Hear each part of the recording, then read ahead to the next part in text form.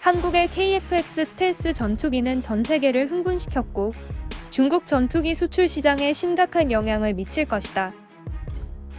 한국은 미국, 러시아, 중국에 이어 세계에서 네 번째로 5세대 기종 개발 기술을 갖췄음을 증명했다. 한국은 현재 자동차, 철강, 조선, 전자, 석유화학, 기계, 심지어 의료까지 모두 세계 선진국 대열에 합류했다. 한국인들의 원대한 포부는 정말로 깔볼 수 없다. 한국형 전투기 개발 사업 KF-X는 대한민국의 자체 전투기 개발 능력 확보 및 노후 전투기 대체를 위해 지난 2015년부터 8조 8,300억 원을 들여 추진 중인 공군의 4.5세대 미디엄급 전투기 개발 사업입니다.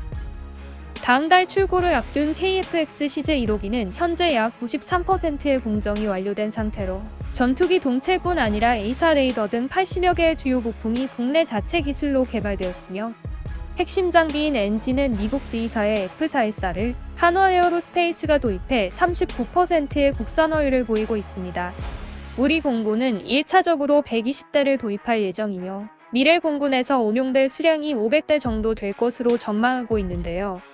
양산 계획상 KF-X 한 대당 가격은 800억 원대로 추정되고 있으며 최종 개발이 완료된다면 300에서 500대가량의 수출 가능성이 있는 것으로 전망됩니다. 방위사업청은 KF-X 사업에 따른 경제적 파급 효과가 상당할 것으로 기대하고 있는데요. 무기체계연구원의 연구 결과에 따르면 KF-X의 생산 유발 효과는 약 24조 4천억 원이며 부가가치 유발 효과 5조 9천억 원, 기술적 파급 효과는 49조 5천억 원에 달한다고 합니다. 제조사인 한국항공우주산업은 사업 시작 이듬해인 2016년부터 지난해까지 이미 본사와 1차 협력업체만을 따져 1만 1천여 명의 고용을 창출했는데요.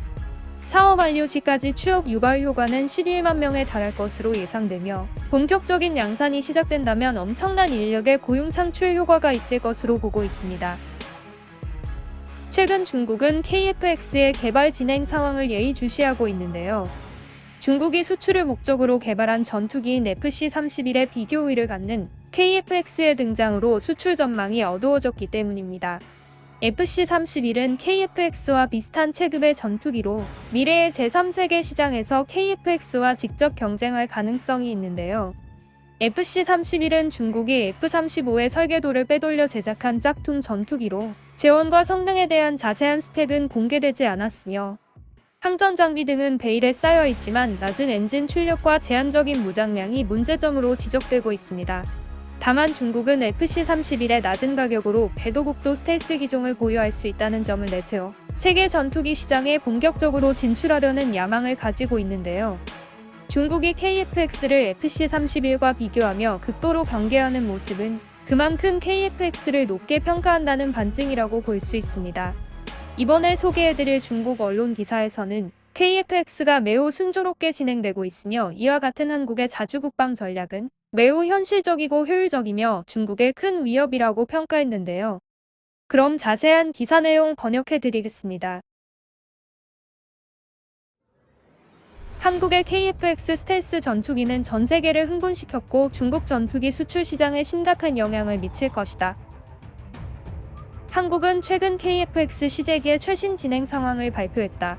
이 프로젝트는 2015년에 시작됐으며 전반적인 진행 상황을 살펴보면 상당히 순조로운 편이다. 개인적으로 한국인은 비교적 현실적이고 매우 안정적인 연구개발 방식을 선택했다고 생각한다. 우선 외형적으로 볼 때 KF-X는 미국을 거울로 삼았다. KF-X의 외관은 미국의 F-22를 거의 그대로 따온 것으로 일종의 축소판 F-20이다. 또 하나는 KF-X의 기술적 지표를 낮춘 것으로 KF-X의 주요 무기는 기체 아래 반매립 방식으로 장착된다. 그러나 내부 무장창 공간은 그대로 남겨두어 향후 업그레이드를 위한 여지를 남겨놓았다. 개인적으로 한국인은 대단히 총명하다고 생각한다. 이것은 현재 한국군의 형편을 볼 때 가장 비용 효율이 높은 방법이다. 한국의 5세대 스텔스기는 개발 진도상 적어도 일본에 앞서 있으며 인도도 제쳤다. 한국은 미국, 러시아, 중국에 이어 세계에서 네 번째로 5세대 기종 개발 기술을 갖췄음을 증명했다. 그런데 한국은 F-35A 스텔스 전투기를 지속적으로 배치하고 있고 F-35B 단거리 수직이 착륙 전투기 구매도 준비 중인데 12년 동안 진행된 KF-X라는 장기 프로젝트를 계획한 이유는 무엇인가? 한국인들의 원대한 포부는 정말로 깔볼 수 없다. 누구나 알다시피 한국은 작은 나라지만 항상 세계 인류의 군사 정치, 경제 강국이 되기를 열망해왔다. 역사를 보면 한국의 방산 산업은 1960년대 박정희 대통령 시대부터 시작되었다. 당시 박정희 정부는 경제 자립 정책과 자주 국방 정책을 수립하고 수출 주도형 경제 전략을 실현했으며 한국 경제는 20여 년 동안 비약적인 발전을 이뤘다.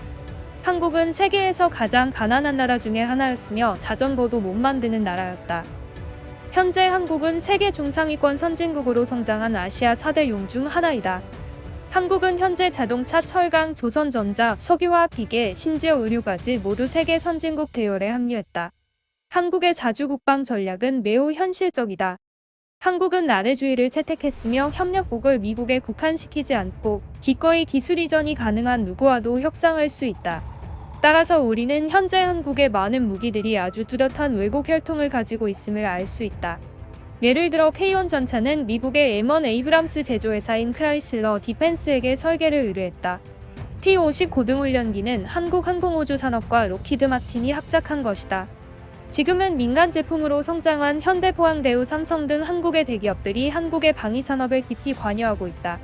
또 다른 하나는 한국은 다른 방산 강대국들과 마찬가지로 주력 무기의 국산화를 완료한 후 수출하는 것도 중공업 발전을 촉진하는 중요한 수단으로 인식하고 있다는 점이다. 한국은 1990년대 중반부터 국제 군수 시장에 정식으로 진출하기 시작했다. 물론 초기에는 참담할 정도로 무위에 가까웠지만 한국 정부는 낙담하지 않고 꾸준히 이 같은 수출 역량을 키워나가면서 최근 10년 사이 큰 성과를 거두고 있다. 2002년 한국의 무기 수출액은 1억 4천만 달러에 불과했고 수출 대상 국가는 10개 미만이었다. 한국은 2010년 처음으로 무기 수출액이 10억 달러를 넘었고 수출 대상국은 80개로 늘어났다.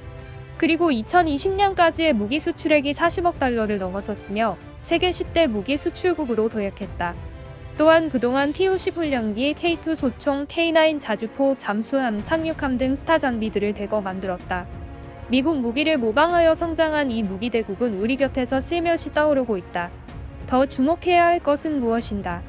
바로 한국의 무기 수출의 초점이 중국의 전통적인 군사무역 시장인 동남아, 중동, 중남미, 아프리카에 있다는 것이다. 따라서 우리는 절대로 한국을 얕잡아 봐서는 안 될 것이다.